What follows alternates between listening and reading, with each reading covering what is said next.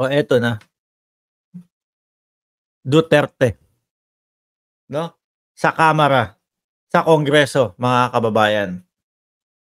Iniimbita na po, mga bossing, si dating Pangulong Duterte para umattend po sa Kongreso, mga kababayan. Representative Arlene Brosas, House Assistant Minority Leader, during the resumption of the House Committee on House Committee on Human Rights. Ayan po Ay, si Roque na. Oh. Investigation into the EJK. No, yun. Naku, madami nag-aantay kay dating Pangulong Duterte dyan. Ano ho? Yung mga pamilya ng mga biktima ng EJK, mga kababayan. A motion to invite former President Rodrigo Duterte and of course, Tobats. Pagkatapos mong mag-hearing ng walang kakwenta-kwenta, ikaw ngayon ang pupunta sa hearing ng Kongreso. Ano? Ito, may kwenta ito. Dahil ang napabalita, 30,000 mga kababayan ang nategi. Nung panahon, nung sila talagang nandiyan sa katungkulan, mga kababayan. Hindi po pwedeng baliwalain ito, ha? Hindi po pwedeng baliwalain ito. A motion to invite former President Rodrigo Duterte and of course, Senator Bato de la Rosa para po sa pagsagot dito sa mga issue na inihahapag ng mga EJK victims and their families. Biruin nyo, mga kababayan. Dating Senador de Lima, pinaimbestigahan nila, pumunta sa Senado. No? Hinarap yung kinaso nila, mga kababayan. Nakulong, ilang taon. Nagdusa ng hindi naman dapat magdusa. Kailangan maging fair sila dito. Eto, para sa kanila ho ito, mga kababayan. Hindi naman, siguro alam naman ng dating Pangulong Duterte at alam ng mga Duterte at ni Bato de la Rosa, no? Na hindi naman porket sila pinatawag, ibig sabihin guilty na sila. Etong pagpapatawag sa kanila ay pagbibigay ng karapatan nila na maipaliwanag yung kanilang sarili, mga kababayan. Pabor sa inyo yan. Baka mamaya hindi pa kayo pumunta. Si Tobats, si Bato de la Rosa, ang tigas ng muka, mga bossing, magpapunta ng mga nung mga tao doon sa Senado niya. Comsec, nabanggit ni Morales, si Kumar, papuntahin dito yan. Comsec, nabanggit ni Morales itong tao na to, papuntahin dito yan. Anak ng tinapa yung hearing ni Bato. Hindi mo alam kung kailan matatapos. Kaso wala na tayong naging balita doon, Simula nung magpalit ng Senate President, wala na tayong masyadong naging balita doon. Dapat Bato, etong pagpapatawag sa inyo, total naman, ikaw, lagi kang nagpapatawag dyan sa Senado, kailangan mong puntahan to, bossing. Para na din na masagot mo. Di ba? Pero ang nakikita ko ho dito, mga kababayan, si Bato pupunta yan.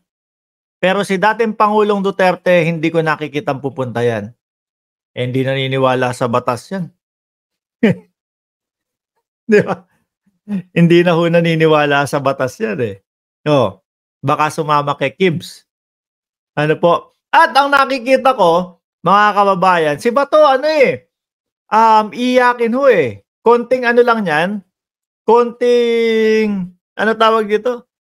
May konting mangyari or hindi pabor sa kanya, iiyak na. Ano po? Malambot Kaya nagtataka ako, Bato ba talaga o pinakulaang bato para lumambot?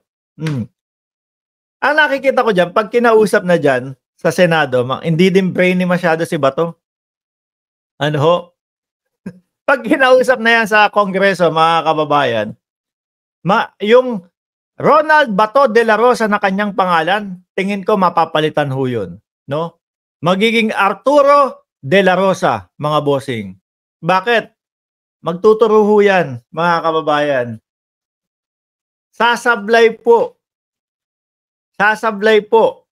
yung mga pangalan na masasangkot diyan. Magtuturo ho yan, mga kababayan. Maniwala ho kayo. Tuloy natin. I would like to make a motion to invite former Senator Leila de Lima as a resource person in this chamber. O pwede na. Di ho ba? Lalo na't lahat ng kaso na sinalpak nila kay dating Senadora Leila de Lima acquitted po, mga kababayan. Yari na. Nako, respetuhin nyo ito. Hindi porket senador o hindi di ba, mga kababayan? Pag kayo nagpapatawag diyan sa Senado, ganun-ganun lang. Madaplisan nyo lang yung pangalan. Tawag na, eto. May mga basehan, may mga nagtuturo, at may mga biktima talaga. Di ba? At hindi lang kakaunti yung biktima. No? Ang sinasabi, nung bilang na naging biktima ho, 30,000 mga kababayan. Hindi ho basta-basta o hindi ho konti yun. Ano? Iwanan natin ang tanong dito sa topic na ito.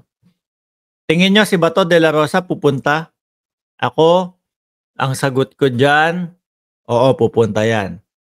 Dating presidente, Duterte, pupunta o hindi? Siguro nakikita ko 80% hindi pupunta. Ayan. 80% hindi sa umpisa pa lang ako, yan na yung iniiwasan nila di ba? Yung mapapunta si Duterte sa Kongreso o sa Senado. Si Senator Leila de Lima bilang resource person, pupunta o hindi?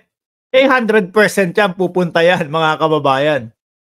Dahil sa nakikita ko po, reding rumesbak ho. Biruin mo, si Senator Leila de Lima, ilang taon siya nakulong nun? 4, 5, 6, 7 taon? Ang haba nun? Tapos mapapatunayan, wala palang sala? Re-resback yan, mga kababayan. Hindi man para sa pangsarili niya lang, sirokan sa akin, nandiyan ka pala, tatahi-tahimik ka, 7 years. Hindi ho pansarili niya lang, pero para sa bayan ho. Maituwid lahat. At para dito sa mga sinasabi na nabiktima po ng EJK, mga bossing. De Lima, pupunta 7 years, gaya ni Trillanes. Biruin nyo yun. Parang ano yun isang buong panunungkulan nila, 6 na taon. Tapos, nagkaroon ng presidente na patas. Naging patas lahat o napawalang sala yung 1 taon. Magkakaalaman yan. Kailan kaya ito? Jordan, pakialam nga to para ma-check natin yung hearing kung kailan at ma-play natin dito yung hearing, okay?